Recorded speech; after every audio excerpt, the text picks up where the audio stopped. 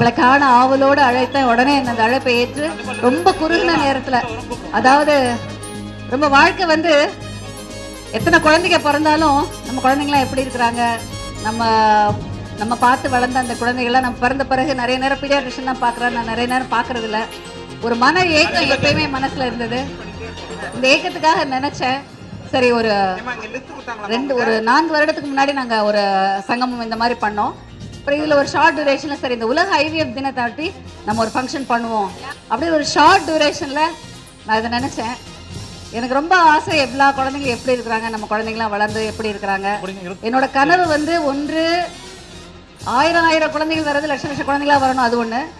அதுக்கடுத்து நம்ம குழந்தைங்களாம் வளரும் போது இன்னும் ஒரு 20 வருடத்துல வந்து ஆகாஷ்ல பூத்த மலர்கள் எல்லாமே ஒரு ஐஏஎஸ், ஒரு பெரிய கலெக்டர், பெரிய டாக்டர், எங்க ஆகாஷ்ல பிறந்த குழந்தைகள் நாங்க பெருமைப்படுற அளவுக்கு அவங்க எல்லாம் வளரணும்.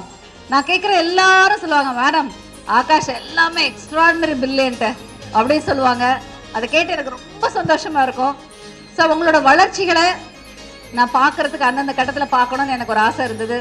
திடீர்னு நானும் சாரும் நினைச்சோம், சரி வேணா இந்த டேல நம்ம எல்லாரையும் கூப்பிடுவோம் அப்படின்னு சொல்லி ஒரு ரொம்ப ஷார்ட் டியூரேஷனை தான் நாங்கள் நினைச்ச ஒரு இன்விடேஷன் அனுப்பினோம். 1950களில் தான் முதலாக லேப்ரோஸ்கோபி என்ற முறை அறிமுகப்படுத்தப்பட்டது. அப்போ அந்த லேப்ரோஸ்கோபி கைனகாலஜியில் பண்ணிக்கிட்டு இருந்தாங்க. பெண்களுக்கான லேப்ரோஸ்கோபி எல்லாம் புகழ் பெற்று அப்போ தான் புகழ் பெற ஆரம்பிச்சது யூரோப்பில். அப்போது ஒரு மகளிர் மருத்துவர் ஸ்டெப்டோன்றவர் வயிற்றுல நுண்துளையிட்டு ஆப்ரேஷன் பண்ணிட்டு இருந்தார். அப்போது எட்வர்ட்ஸ் என்ற ஒரு எம்ப்ரியாலஜிஸ்ட் வந்து பெண்களுடைய கருமுட்டையில் எடுக்க முடியுமா அப்படின்னு அவர்கிட்ட கேட்டு அவங்க 2 பேரும் ஆராய்ச்சி பண்ண ஆரம்பித்தாங்க. பெண்களுடைய லேப்ரோஸ்கோப் மூலமாக பெண்களுடைய கருமுட்டையில் எடுத்து அது ஆண்களோட விந்தோட சேர்த்து கருவாக்கி கருவை பெண்ணுடைய கர்ப்பப்பையில் வைத்து கருவாக்குவது, கருவை வளர்த்து குழந்தையாக மாற்றுவது அப்படின்றது இந்த கான்செப்ட் அமெரிக்காலையும் லண்டன்லையும் பண்ணிக்கிட்டு இருந்தாங்க. 1978 ஜூலை 25ஆம் நாள் தான் முதல் டெஸ்ட் டியூப் பேபி குழந்தை பிறந்தது.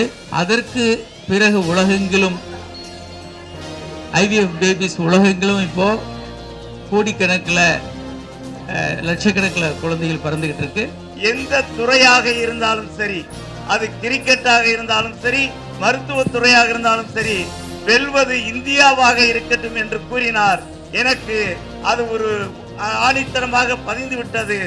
யார் அந்த துறையிலே வெல்கிறார்களோ இல்லையோ, என்னை பொறுத்த மட்டிலே டாக்டர் காமராஜ் அவர்களும் டாக்டர் ஜெயராணி காமராஜ் அவர்களும் கலாமுடைய வார்த்தைக்கு நிஜ வடிவம் கொடுப்பார்கள் என்பதிலே நான் 100% அதில் உறுதியாக இருக்கின்றேன். உங்களில் ஒரு பேனாகத்தான் வாழ்த்துவதற்கு நான் வந்திருக்கின்றேன்.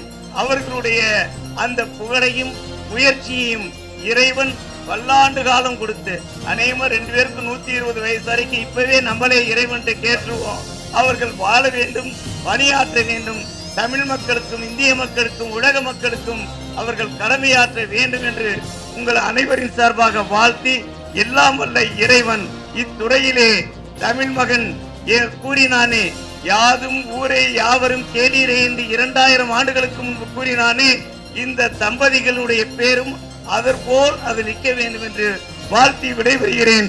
நன்றி, வணக்கம். உங்களுடைய வாழ்த்துக்கள், உங்களுடைய பாராட்டுகளுக்கு எங்களுடைய சிரம் தாழ்ந்த மனம் தாழ்ந்த நன்றி நன்றி நன்றி.